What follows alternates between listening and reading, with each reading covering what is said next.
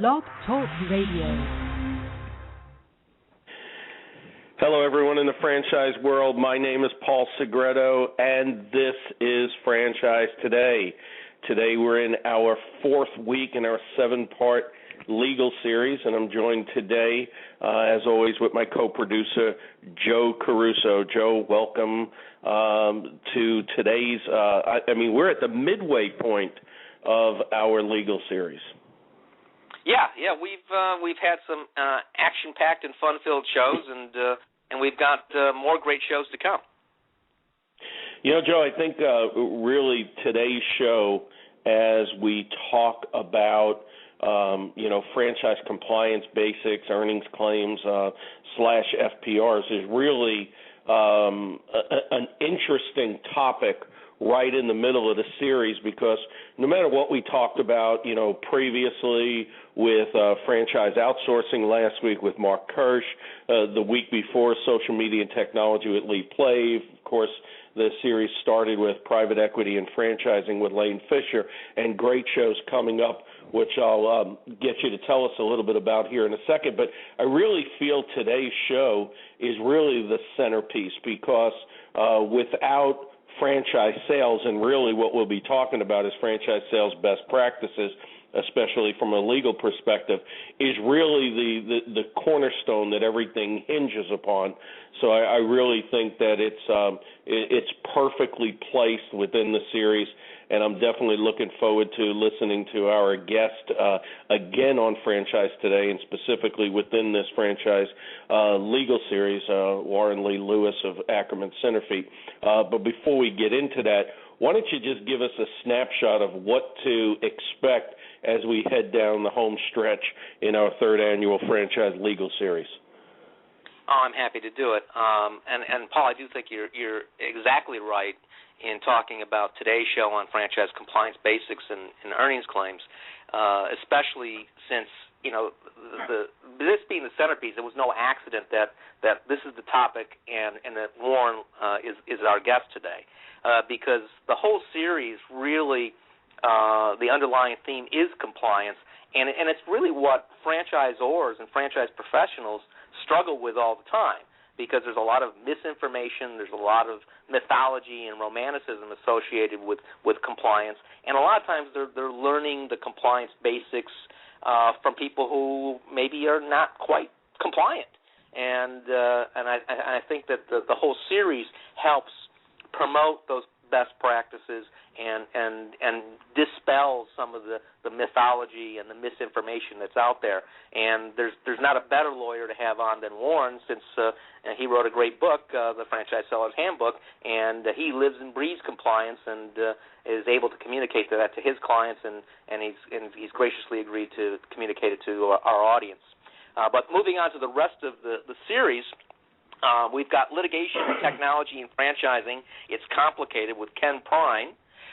Then we go on to have a Michael Webster of the International Association of Franchisees and Dealers talking about the dynamics of winning franchisee-franchisor relationships. And then our last show of the series will be what do franchise lawyers talk about the 2012 IFA Legal Symposium recap with Ursa Jackson, who will be our guest on that show. And then we'll be done with the third annual legal series. Yep, and then we'll be going on hiatus for the summer, and we'll be rebroadcasting key shows of Franchise Today, probably a lot from this legal series as well as some of the previous two legal series. And that'll really be interesting to listen to, especially if we have several in a row by the same speaker, because it always seems to be a continuation, and we always seem to be building upon information that we previously shared. And then, of course, that'll take us all the way through Labor Day and then start the fourth season. Wow, I can't believe it's 4 seasons already, and I can't believe we're in the fourth week of this legal series. Time sure flies. And I want to remind everybody, a previous guest on Franchise Today about 5 or 6 weeks ago, Catherine Monson, CEO at Fast Signs. It'll be on CBS Undercover Boss tomorrow night. I'm really excited because Catherine is the third franchise CEO that is on CBS Undercover Boss that's been a guest on Franchise Today. The other two were, of course, Shelley Son of Bright Star and Dina Dwyer Owens of the Dwyer Group. So it's really exciting as we become in essence, the minor leagues for CBS Undercover Boss and franchising, but certainly very proud to have those people on. But, today, our guest this morning is Warren Lee Lewis, this morning in Central and Pacific times, and certainly afternoon on the East Coast. And Warren Lee Lewis is chair in franchise and licensing practice at the law firm of Akerman Senterfitt in Washington, D.C. Warren's practiced franchise law for more than 27 years. He's authored numerous franchising articles in business publications. He has testified before Congress and frequently speaks at U.S. and international franchise conferences. He actually published a study on the use of earnings claims by U.S. franchisors back in 1988, which has been cited favorably by the Federal Trade Commission and the Committee on Small Business of the U.S. House of Representatives, and he released a second study on the same topic in 1992. Warren also founded the Capital Area Franchise Association, where, of course, our co-producer, Joe Caruso, is currently president, and I've been honored to be a speaker. And we couldn't begin a show on franchise-compliant basics and earnings claims without again mentioning Warren's 2010 desk reference, the Franchise Seller's Handbook, which we feel is the must-have guide for every serious franchise executive. Warren, welcome back to Franchise Today. Thank you, Paul. It's great to be here. I appreciate being invited back. And Joe also, thank you very much.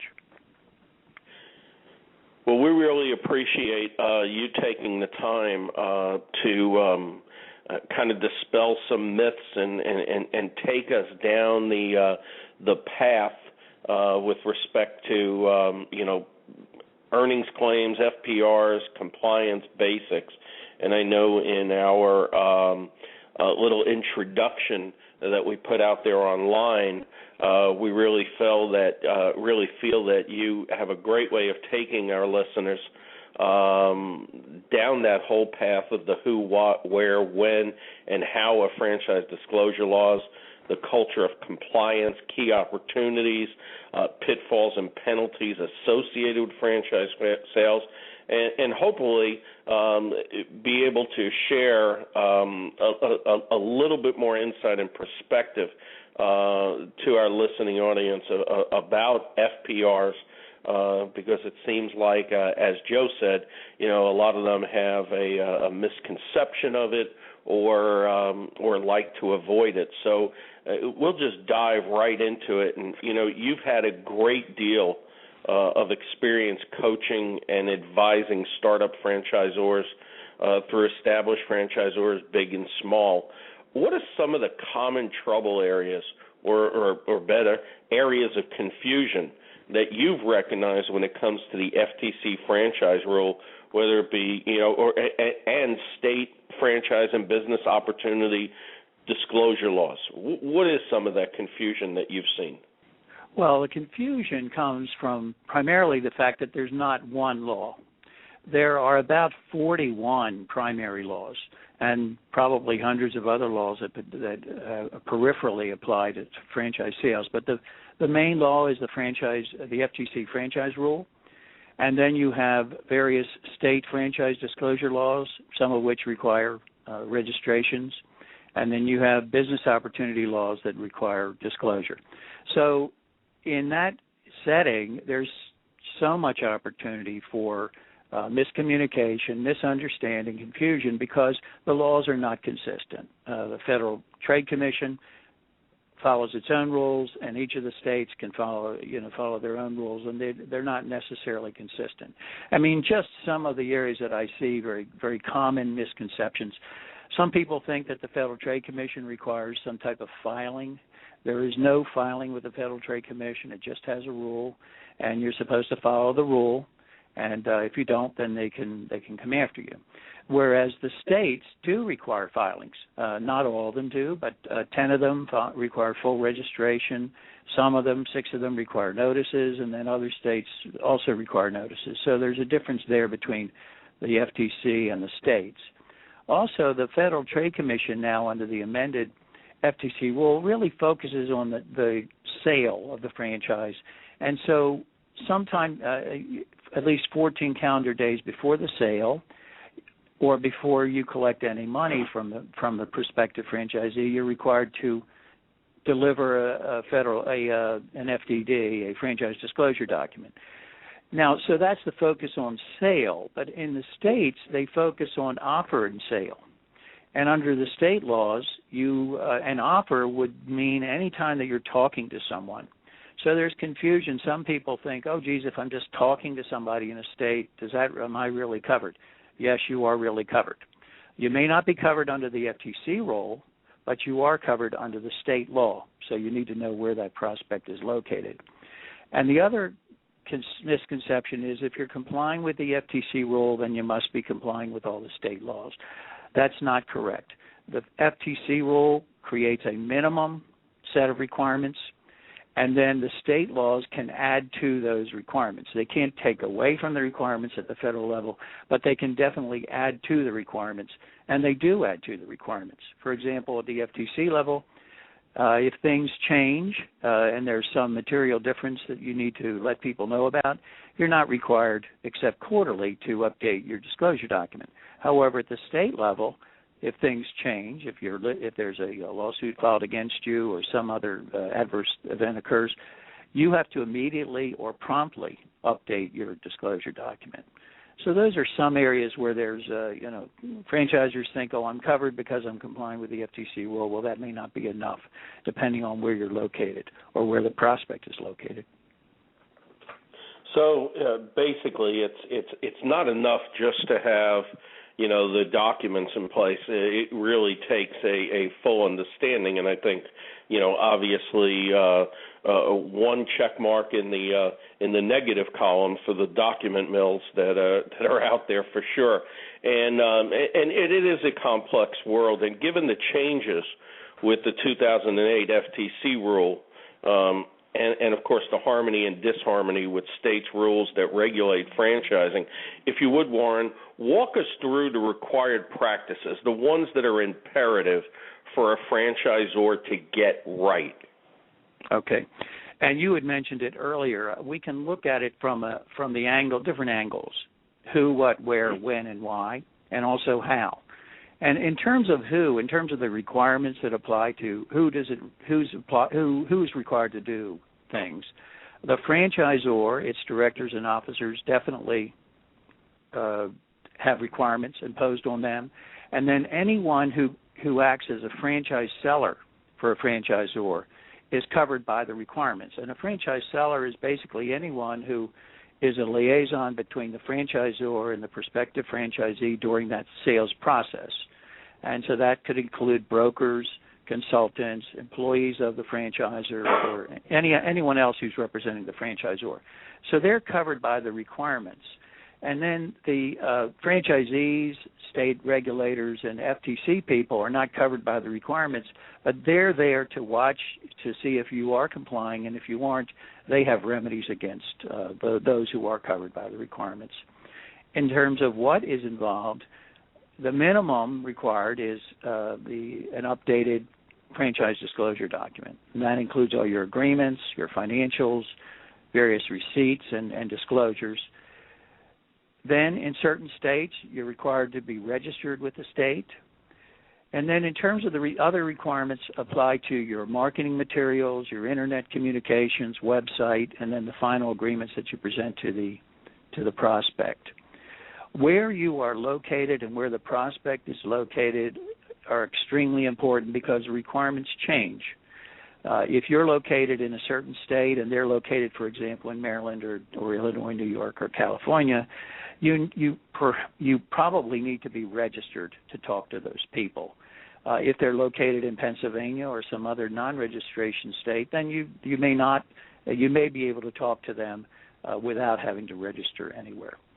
And this, in terms of not only where they're located, but where you might have any meetings with them, and where the franchise business will be operated, all play into what requirements apply. And then there are various timing requirements. We just passed one of the timing requirements. Most franchisors have a fiscal year end of December 31. All of those franchisors were required to update their disclosure documents by the end of April, 120 days after their fiscal year end. So that's just a timing requirement that we just passed. So all franchisors should be using updated franchise disclosure documents.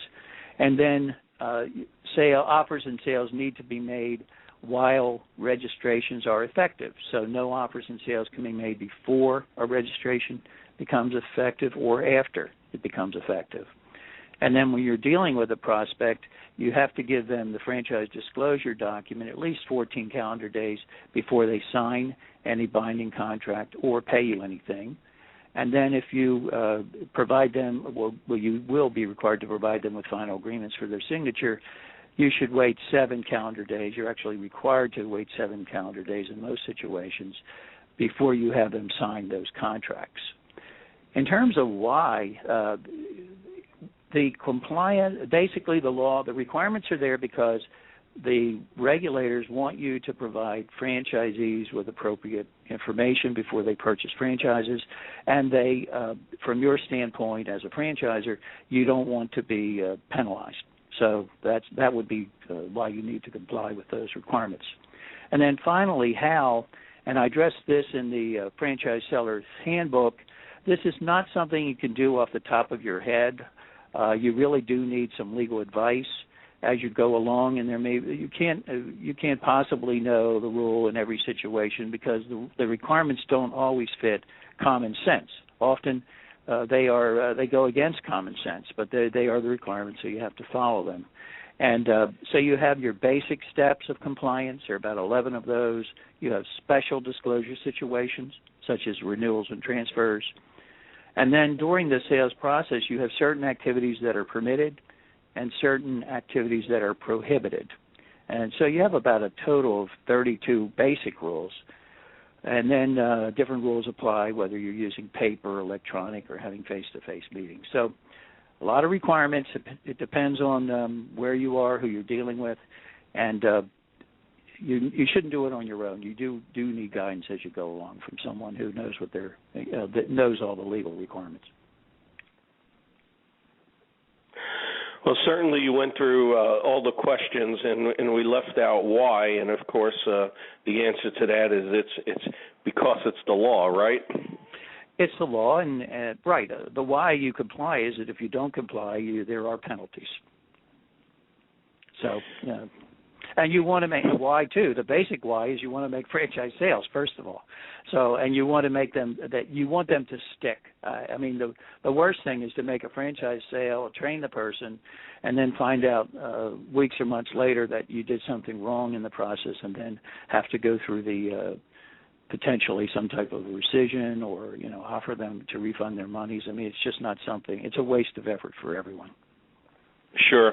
And just a sidetrack here, because we have the International Franchise Expo coming up in New York, as it has been changed from typically being or traditionally being in Washington, D.C. in April.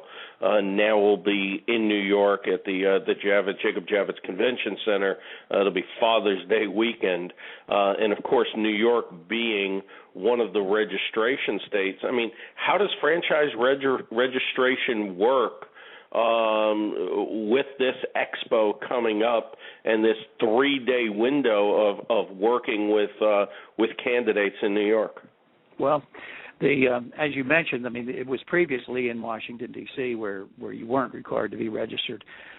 The safest approach would be to be registered in New York, because otherwise you're in a position where it may be that people you're meeting, it may be that the New York law doesn't apply, or there may be exemptions that might apply to those people. So perhaps there would be situations where you're not required to be registered. But for most of those people, I would assume they'd be perhaps New York residents looking to operate New York businesses. So it would be advisable, I would think, to be registered so that you would have the freedom to talk to those people. Now, I understand there was some type of exemption given for those 3 days to be able to talk to the people for those 3 days, and I think that was given by the state of New York. But what I find really humorous about it is, what happens on Monday? Does the conversation, just end? So, absolutely, to your point, if you haven't already done so, do everything you can to get registered going in. I mean, it does make sense. It's the safest approach. Yeah. Joe, I know you were asked by the IFA to testify at the Maryland House of Delegates on a bill to harmonize the disclosure waiting period, which was successful. Can you kind of give us a little bit of a recap of that and how this all applies when we're talking about the FDD and registrations and what have you? Yeah, it was interesting. That was my first time ever having to testify or work on a particular piece of legislation with elected officials. And I went down and met with Delegate Dana Stein in Annapolis, Maryland. He's in the House of Delegates, and he was a co-sponsor or sponsor of the bill, and it was interesting. He happens to be an attorney, and his first question to me is, why is this important? Because Maryland was still on the 10-day rule as opposed to being on the 10 business day rule as opposed to being on the 14 calendar days. And it actually took me a while to explain to him why this was important and wasn't just a minor consideration. And as we spent an hour or so talking about it, we came to the conclusion that it would be better for me to give written testimony than to actually do live testimony, so that the message would get across in an unambiguous way, and that people would, in the committee, would understand why the bill was important. And so we wrote the testimony. I gave written testimony, and he presented it to the committee, and subsequently the bill was passed, and now Maryland is on the 14 calendar day rule as opposed to the 10 business day rule. But it was kind of interesting that our elected officials don't necessarily know what bills they sponsor and what they're voting on all the time, and they have no clue why it's important to the people or businesses that the bills might affect. Joe, you and I talk a lot about best franchising practices, and I know you have a specific question for Warren with respect to that. Well, in terms of what people are required to do, that's one thing. But I'm really curious of what Warren's thoughts are on what best franchise practices, the practices that are going to be essential in building a durable and sustainable franchise system. What are they? Can we kind of single those out that are really imperative and essential for franchisors to take to heart and really make part of their culture? Sure.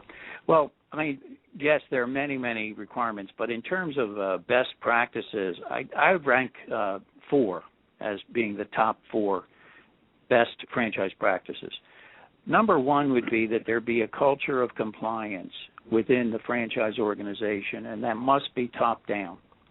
So there needs to be direction from the top, from the president or the owner of the company, that there is to be compliance, that they need to show that they're complying. They need to provide adequate training to people so that they can comply, and they need to keep communicating to people that they want there to be compliance.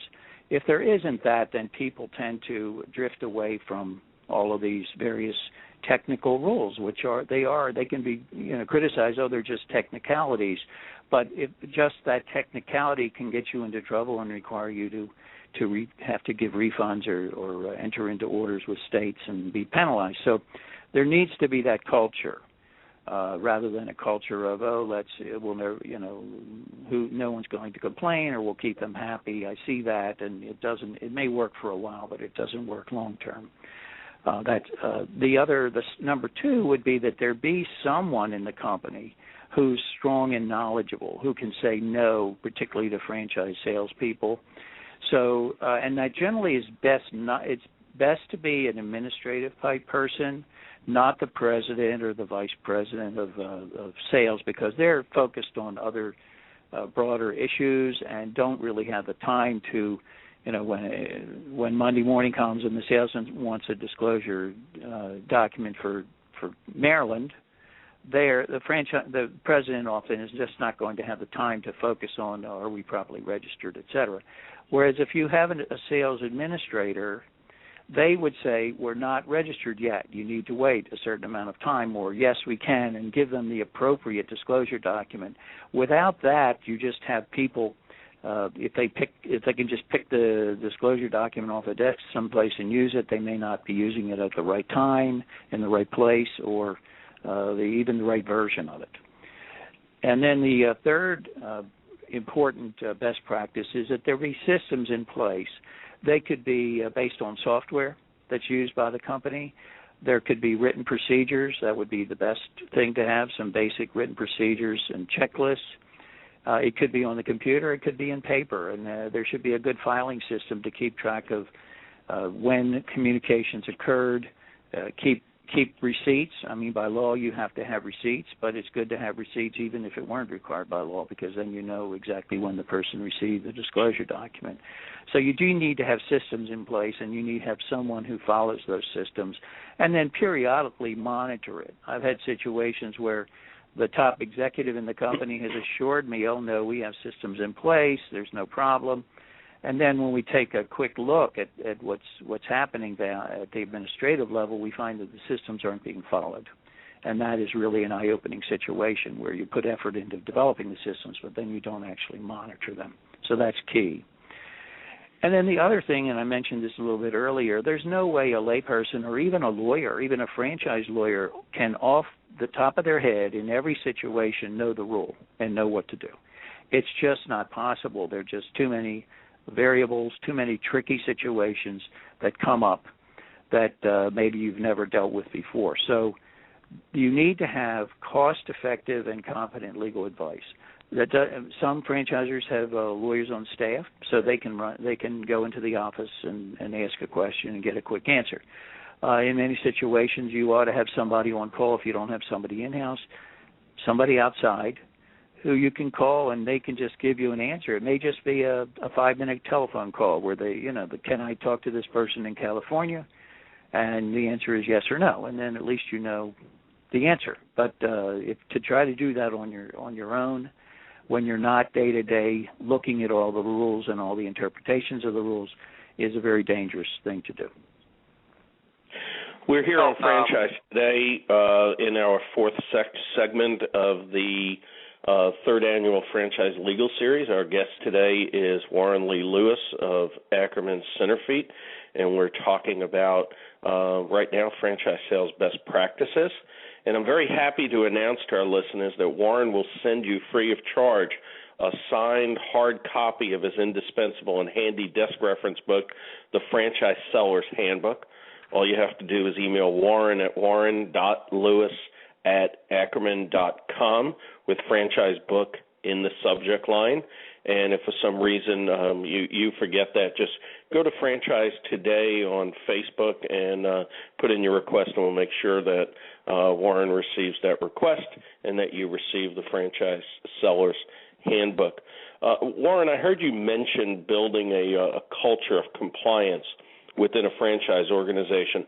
What do you mean by culture of compliance? I mean, it sounds easier said than done.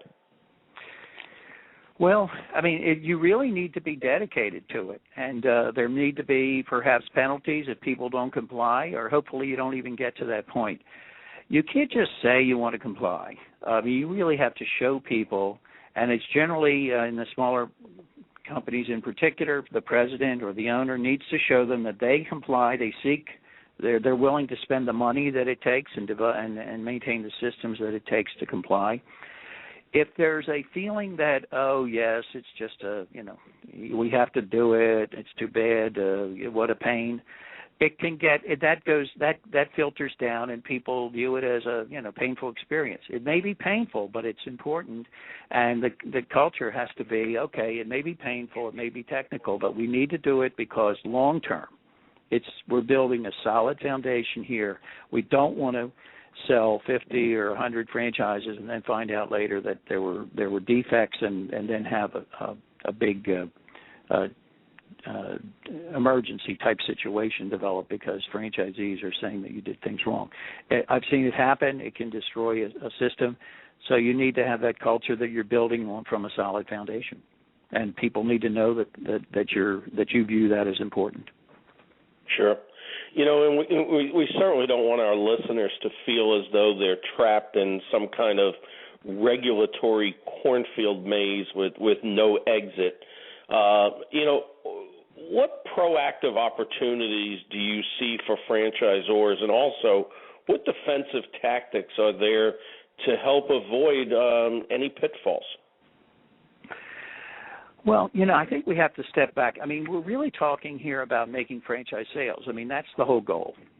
And we have been focusing on requirements and best practices, but it really is your goal. And I mean, why comply with all this unless there's some great benefit? The great benefit is you're building your system and bringing good people into your system. So in terms of these technicalities are one thing. You need to have also under those, you have to have a good customer experience that you're offering to people. I mean, you need to be changing with the times, and your disclosure document needs to show that you're changing with the times, that you're up to date. It needs to be clear in terms of when you can compete with your franchisees, when you can't compete, so that everybody's on the same page. Otherwise, you're dealing with crises when people find out later that they didn't really understand what they were getting into. So you want to be building something, giving people all this information that's required, but also very helpful to the people, so that they know what they're getting into, and that you can deal with those issues as they come up when they become your franchisees. Because that's what we're talking about, these requirements only apply during those first month or two of communications, and then you have a 10 or 20-year relationship that you're trying to work towards. In that regard, I mean, the one key area is your existing franchisees. I mean, if you don't, you can have the greatest compliance and the greatest disclosure documents, but if your franchisees are not happy, if they're not validating your system, that's a pitfall, because you're required in the disclosure document to give all the names and addresses and telephone numbers of those existing franchisees. The prospects these days are very educated on the internet and through other means. They're likely to call people, and if you're not going to get validation, that's going to basically counteract all your great efforts to comply with the franchise law. One area of a pitfall and also an opportunity is that brokers, independent people who help you to find prospects and link you up with appropriate prospects are a fantastic opportunity. They also raise issues about communication. Is there miscommunication between you and them? Or do they understand your culture of compliance? Are they committed to your system the way you are? I mean, these are all issues that you need to address, so that there's a tremendous opportunity working with these brokers, but at the same time, you have to bring them into your culture and let them know how you want to conduct franchise sales. Otherwise, what they do and say can affect you and whether or not you're making legal franchise sales. Also, today, of course, so much is on the internet, so you do need to have a robust website, maybe even social media presence, but all of those areas are regulated by the laws. So you do need to, if you're going to create new marketing materials or update your website or get involved in social media very heavily, you do need to check with your attorney to make sure that there are appropriate disclaimers included. It may just just including some disclaimer language on your website will exempt you from most from all the franchise laws that would otherwise require registration. So those are, you need to be active in that area, but at the same time, you need to know that there are some minimum requirements. And then in the area of financial performance representations, I think we'll talk about that later. That would be when you're giving people who are looking to buy a franchise with you any type of information about sales, average sales, ranges of sales, and percentage costs, profits. That would be a financial performance representation, used to be called earnings claims, and those are regulated. They are very helpful. A lot of franchisors don't use them, some use them, and those who use them, I think, have found them to be very helpful. Hey, Warren, this is Joe. I do have a question, but I want to go back to your terminology of culture of compliance for just a second. And I love the fact that you really kind of named an activity that franchisors should embrace and make part of their organization. And it's something that I was doing when I was at the various franchisors that I've worked for, and I really didn't know I was doing establishing and cultivating a culture of compliance. But once a year, I would bring in our franchise law firm to do kind of a compliance tune-up with not just the franchise sales department, but with key people throughout the company, and so that they understood what we were trying to achieve, and that compliance was a company thing, not a franchise development department thing. And I wondered if you ever engage in that, and if that's something that you'd recommend our audience add to their toolkit. I highly recommend that, and I do that with several of my clients. Annually is extremely helpful. What I like about those is when I attend those types of meetings, I hardly have to talk. Generally, I will sit at a meeting and I'll encourage everyone who might be in any way involved in franchise sales to come and sit around the table. So that would be the president, the vice presidents, the administrative people, maybe the marketing people.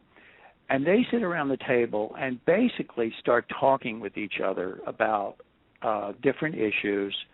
I may raise some questions, but they end up communicating with each other, and they find out that what they're doing isn't always consistent, or what they thought was happening isn't always happening. It's a fascinating experience, and it needs to be done annually, because one year it may be the focus may turn into very much a focus on systems and administration. Another year, maybe they're in a heavy growth mode. It might be on how to support the new people that are coming in, how to make sure that the people are being transitioned in properly. So there's as a franchisor matures, and also dealing with the recession and other issues that come up, the issues are different every year. The focus is different every year, and you only have limited resources, so you need to focus on different things from year to year. So they are extremely helpful, and you find out as the president of the company or as the vice president in charge of sales, you will find things out from people that you maybe didn't know, because normally you don't sit down and just listen to people talk in terms of what they do. Fantastic. I think everybody should take your advice. And it may be complimentary. It may be something that the attorney offers, that is billable, or it may be something that they would do on a complimentary basis. So that would be up between you and your lawyer. I'm not saying it should be complimentary, but it could be. It helps everybody, because you don't want. Ways. What's that? I've had it both ways, and you know what? If it wasn't complimentary, it was tied with other business, and it was certainly cost-effective.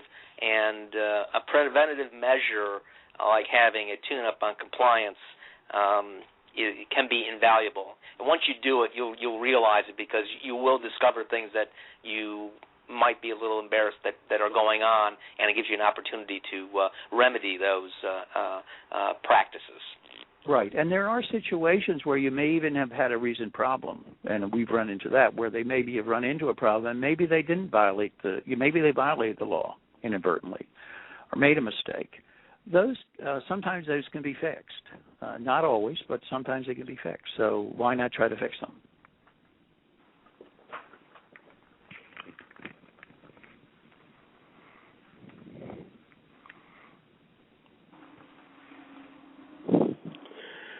You know, Warren, I have to ask, if I'm a franchisor and someone internal to my team or an external agent like a franchise broker makes an unintentional or possibly an intentional violation, what are the penalties?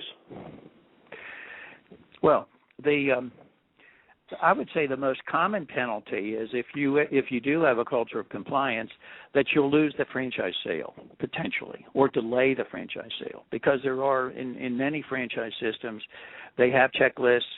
It goes to the attorney or it goes to the administrator, and if the checklist if there aren't checks on every box, the sale may not occur. So if you're the one trying to sell and you didn't follow one of the procedures, then you may lose that sale, perhaps a commission or your job eventually, if you're not making sales that are legal.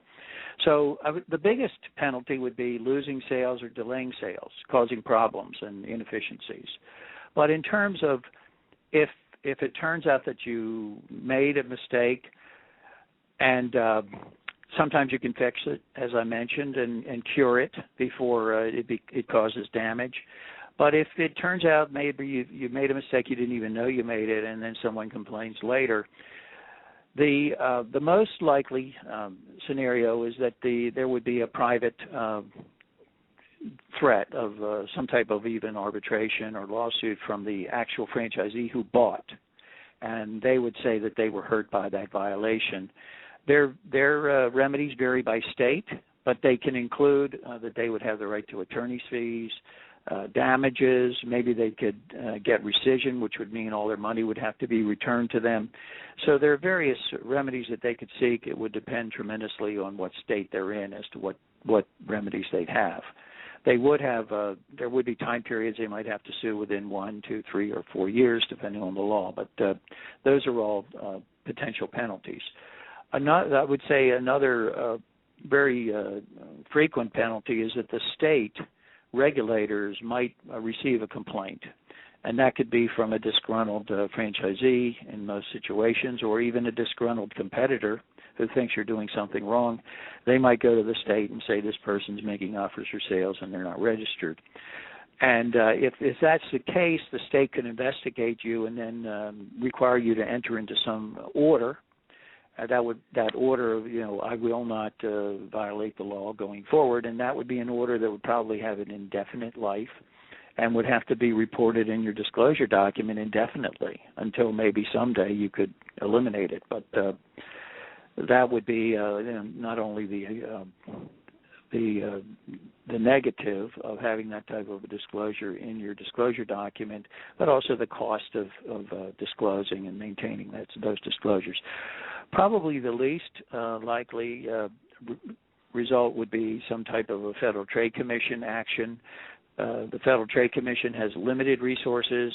They will come in and get involved if there's a nationwide or a very broad-based fraud occurring. A lot of their focus is on like business opportunities where a lot of people are being defrauded. That generally doesn't apply to franchisors. Generally, in the case of a franchisor, it would be case by case. You made a mistake in one state. The FTC is not going to get involved in that type of situation.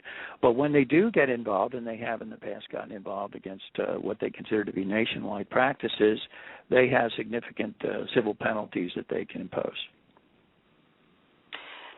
Warren, this is Joe.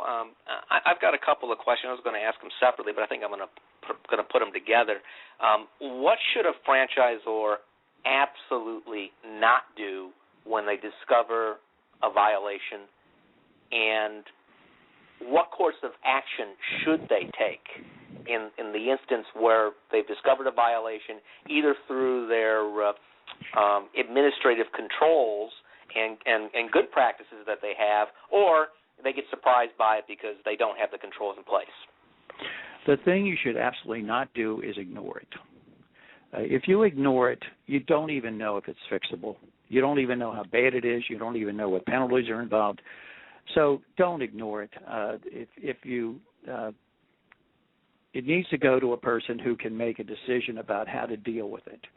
And then once you admit that you're not ignoring it, or you take that effort, there's a full range. There's no one answer in terms of what you need to do. And you need to remember that in this situation, if you have in-house lawyers or outside lawyers, you need to talk to them about it. And there may be that it can be cured. It may be that it wasn't as bad. Maybe it's not even a violation. Maybe you think it was, but it wasn't, because there's some exemption that you didn't even know about that applies. So it's just something where you need to face it. It may be that you don't make the sale. Or it may be that you make the sale, but you make disclosures to the person before you make the sale, or you redisclose them. It may be that you hope that it goes away. If it's something that happened a year ago and it was a one-off type situation, it may be that you don't run to the state. You don't necessarily always run to the state and admit that there was one problem that occurred. It may be that you just let it ride, and hopefully it fades into the past over time, and no one can really complain about it. Or it may be that you decide, okay, this is something that we really need to let the state know about, because we don't want them coming in later and complaining and finding out that this occurred, and then maybe they would be less sympathetic to us. So it's a wide range of solutions. But the main thing is, don't ignore it. Don't pretend it didn't happen. Deal with it as early as possible. So, Warren, when it comes to violations of state franchise sales laws, registration, where there's little risk of an action by a franchisee, is it better to let sleeping dogs lie, or should you voluntarily report to the state that you, for example, sold a franchise without being registered in that state? It's often better to let sleeping dogs lie, but it depends on the severity. I mean, if it's something that where you made many, many sales in the state because you misunderstood and you thought you were effective and you weren't, that when you come to renew or when you come to register with the state, that may be so obvious that you don't really want to be in a position where the state says, you were just ignoring the law for this extended period of time. So in that situation, you may go to the state and look, we made a mistake, and we'd like to work it out. And now they may require you to offer rescission to those people. So I mean, there are consequences. They're not just going to say thank you very much. That was nice of you to let us know that. So there are consequences, and you have to know what the consequences are. But there are many situations. I mean, maybe you find out that 2 years ago you didn't follow the 14-day rule or the 10-day business day rule, but the franchisee's happy, and it was an isolated situation. In that situation, I don't think you're going to want to go to the state or go to the franchisee. I mean, if they're happy and the state's happy, it's probably best to let it ride. And it's at some point, hopefully, it will become something that just is no longer relevant. But that's a judgment. Yeah, you have to make that judgment I understand that. Certainly in a severe situation, I think a good rule of thumb is that, a franchisor should never try to cover up or paper up a severe violation. Well, we're closing into the about 10 minutes left. I guess about 12 minutes left in this segment of Franchise Today. My guest is Warren Lee Lewis of Akerman Senterfitt. And again, I'm happy to announce to our listeners that Warren will send you a free signed copy of his desk reference book, The Franchise Seller's Handbook. Again, all you have to do is email Warren at warren.lewis@akerman.com with franchise handbook or franchise book in the subject line, or also, you can go ahead and do that on Franchise Today's Facebook page. Warren, in the time we have left, I'd like to focus on item 19, financial performance representations, FPRs, or still many commonly still call earnings claims. I mean, FPRs are confusing for new franchisors and their teams, but I have to say that Joe and I run into some seasoned franchise executives that are stunningly misinformed when it comes to compliant and non-compliant FPRs. And if you would, why don't you explain FPRs to us, dispelling the myths, and give us a roadmap in effectively using FPRs as a franchising tool? Well, if you as a franchisor want to provide prospects with any kind of sales information, like the sales of your unit sales, average or otherwise ranges, or any type of information of that type, or percentage cost numbers, such food is a certain percentage of sales, or labor is a certain percentage of sales, or any type of number like that, or any type of net profit or gross profit number, that needs to be in the disclosure document, in the item 19 of the disclosure document. Now, so that it must be there. Once it's there, then you can talk to people within the context of what is there. It can even be put in advertisements, as long as it stays within the context of what is it within the disclosure document. You cannot go beyond. You can't explain beyond what's in the disclosure document. The advantage of putting it in the disclosure document is that you can also have extensive footnotes, and you can explain things. Generally, we do it this way. You may be able to increase sales. This is the reason for the variances in sales. I mean, you can give a lot of background information so that you really have a great talking piece when you're dealing with people if they're focused on how much am I going to make, which I would say that most franchisees are focused on that issue just to a great extent. Now, anything said outside the disclosure document must be consistent with the disclosure, with the item 19 FPR. Now, in the situation where you have a locational type franchise, like a food outlet or a hotel or a retail type location franchise, it's very reasonable for the prospect to believe that you have that information. I mean, I would say it'd be extremely rare if you were operating a restaurant type franchise and you didn't know what your cost of goods were, food and labor, rent, that type of thing. So it's reasonable for them to know that you have it. So it's basically goes against common sense that you'd say, no, I'm not going to give any of that to them. Where you're in a more of a service-oriented business, where it might be a territorial distribution system or territorial services, where your sales are highly variable and your costs are highly variable. Some people may be generating no sales, and some may be generating $1 million in sales. In those types of situations, it's less likely that the person's really going to expect to get numbers, because they may realize that it would be difficult to know exactly what profitability is, or it very much depends on your actual your effort that you put into it. So any numerical information of the type I just described needs to be in the disclosure document. Now, there is some confusion because, of course, you're required in other parts of the FDD to give numbers. I mean, for example, you're required to give all your fees. You're required to give initial investment numbers.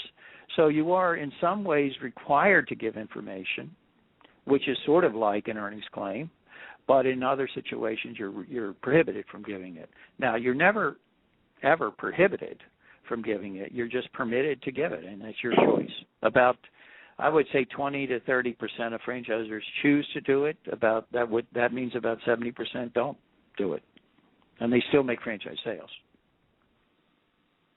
Yeah, I think the key thing is within context, which is where many franchise pros obviously get it wrong and add more than what is actually in the FPR. Right. Just because you have an FPR doesn't mean you can just talk about anything. I mean, if you want to talk about any type of cost, as a percentage of revenue, for example, that needs to be in the FPR. Then you can talk about it. But if you don't include that cost in your FPR, but you've included other costs, then you can't just go off and give them percentages that aren't included in the FPR. Now, one area that I find, and this has changed somewhat under the rule, in the area of pro formas, either paper pro formas that you give to people or Excel spreadsheets, The new law is that if those are blank, other than categories of costs and revenue, if they're blank, you cannot put them in the FDD, the Franchise Disclosure Document, but they can be used outside of the Franchise Disclosure Document. So you would have they could do their own fill in the blanks of the spreadsheet, but at least you would be giving them categories of costs and categories of revenues that they might expect, but without any numbers. Whereas if those pro formas include numbers, well, then they need to be in the disclosure document. I see. Joe, did you have any last questions regarding FPRs that you think our audience would be interested in? Yeah, I think Warren covered it pretty well, but I'm still astonished by the conventional wisdom that expressed amongst franchise sales professionals. I've been at some of the franchise expos and where a franchisor has an Item 19 financial performance representation. They're using it very effectively in presenting to a prospect at in this case a trade show, and then they blow the whole thing up by saying to the prospect, "Oh, and we just opened up 3 stores, and this is what their sales were." Warren, why does it seem so difficult for some people to understand that you can't do that? Well, it's just common sense. It's new. It's the latest news. That's what we all. I mean, we want to share good news with people, and people want to hear it. And they want to know what happened. What's happened lately. And so, I think it's just common. People just figure that's something people want. It's helpful to them. Why shouldn't they have it? But it's just you can't do it. Now, and another exception I hadn't mentioned is that even if you don't have a disclosure document, an FPR in your disclosure document, you can, like if the person's looking to buy a particular unit, you can give all the financials for that particular unit because that's like buying an existing business, and so it's very typical that, you are able to give all relevant financials for that particular unit. But if you can't give it, if someone's looking to buy another unit, you can't give the financials for the other unit that they're not looking to buy.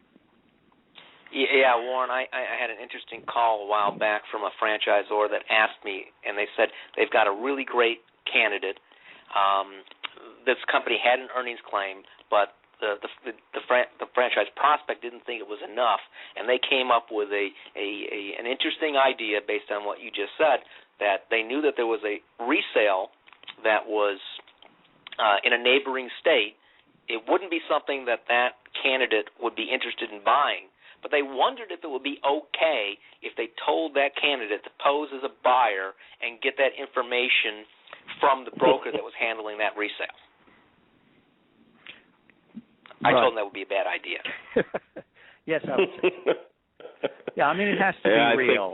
I think we could go on with another show about that type of scenario, and also some other points in the franchise sales handbook, the franchise seller's handbook, especially with respect to shills and what have you. Warren, I really appreciate you being a guest again on Franchise Today, and again specifically within our 3rd annual franchise legal series. We really appreciate your time, but more importantly, your effort in trying to dispel the myths for all the franchise sellers out there in the franchise community. Thanks again.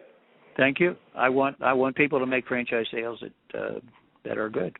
So hopefully this will be. That's what it's all about. And again, I want to remind our listeners, Warren will send you a free signed copy of the Franchise Seller's Handbook. All you have to do is email him at warren.lewis@akerman.com with franchise book in the subject line, or make your request through Facebook on Franchise Today's page.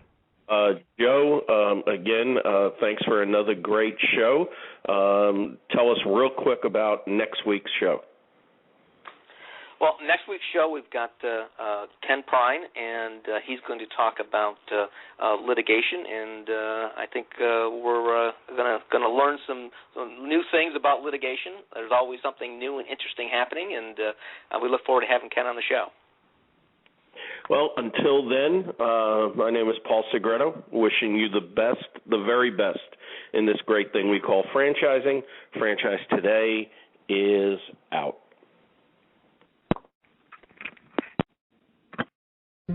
When you're part of a military family, you understand sacrifice and support.